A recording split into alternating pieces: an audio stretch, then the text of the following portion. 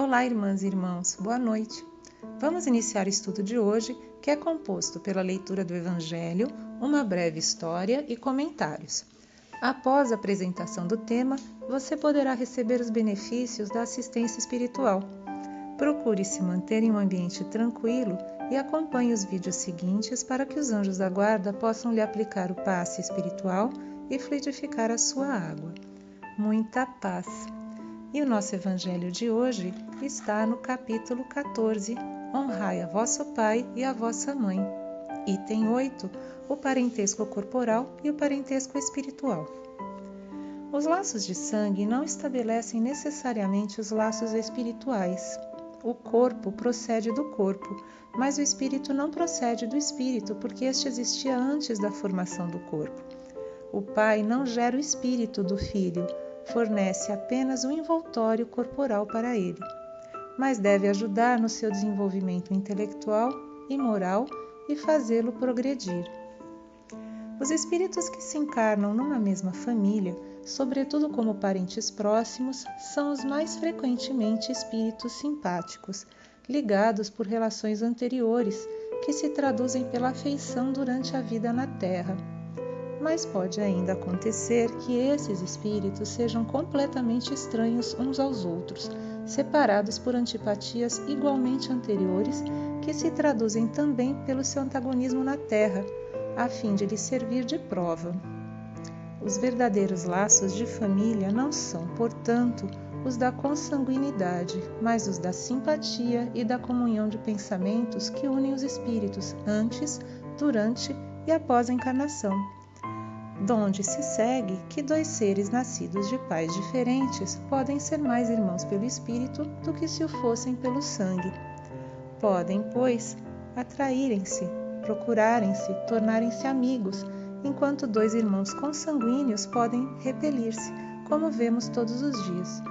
Problema moral que só o Espiritismo poderia resolver pela pluralidade das existências. Ver capítulo 4, item 13. Há, portanto, duas espécies de famílias: as famílias pelos laços espirituais e as famílias por laços corporais. As primeiras, duradouras, fortificam-se pela purificação e se perpetuam no mundo dos espíritos através das diversas migrações da alma. As segundas, frágeis como a própria matéria, extinguem-se com o tempo e quase sempre se dissolvem moralmente desde a vida atual. Foi o que Jesus quis fazer compreender dizendo aos discípulos: Eis minha mãe e meus irmãos.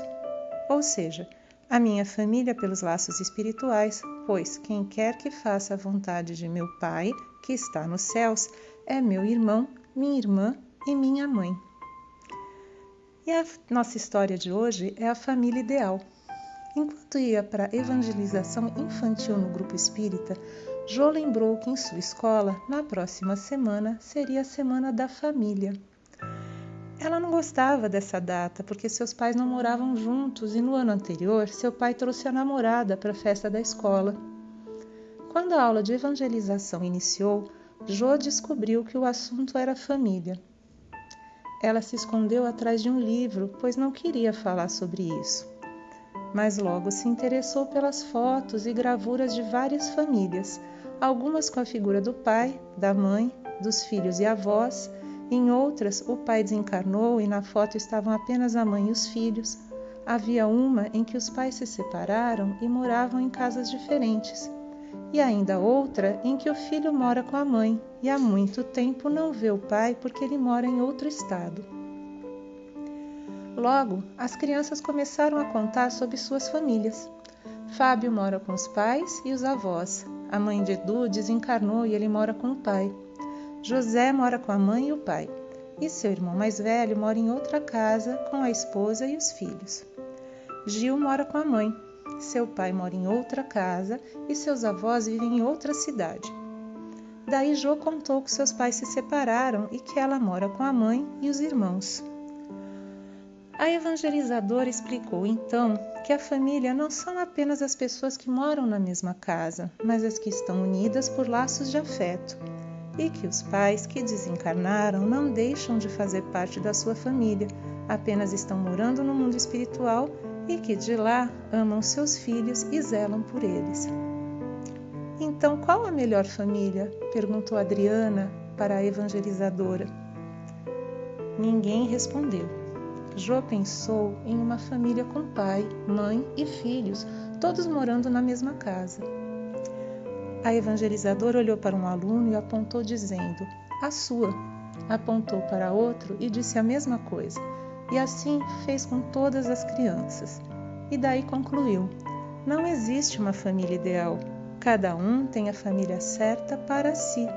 Existem apenas diferentes tipos de família, cada uma com as suas características, mas cada família é especial sempre.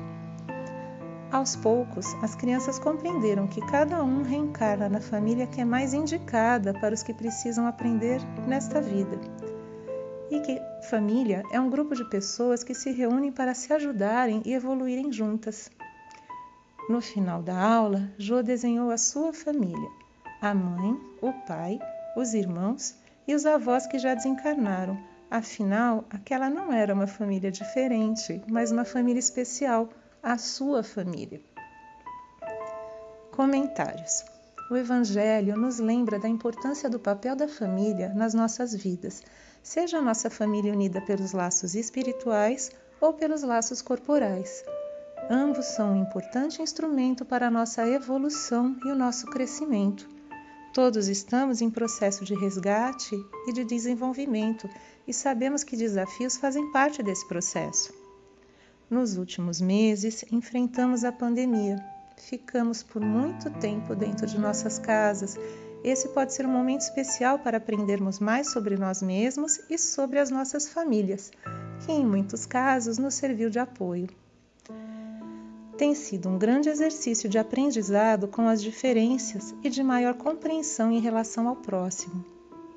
Os principais laços que nos unem são os laços do amor. Então, vamos lembrar da importância de nos colocarmos no lugar dos nossos irmãos, de ajudar ao próximo sempre que possível, de entender que nenhum de nós é perfeito. Viemos para esta vida para nos melhorarmos e apoiarmos uns aos outros.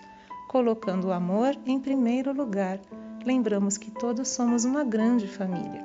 Que Jesus nos abençoe sempre, muita paz e saúde, graças a Deus.